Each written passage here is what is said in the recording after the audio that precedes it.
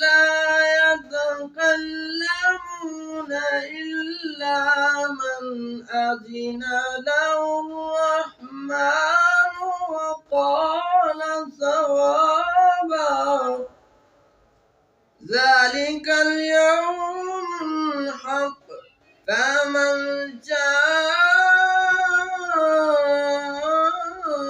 اتخذ إلى ربه مآبا إنا أنذرناكم عذابا قريبا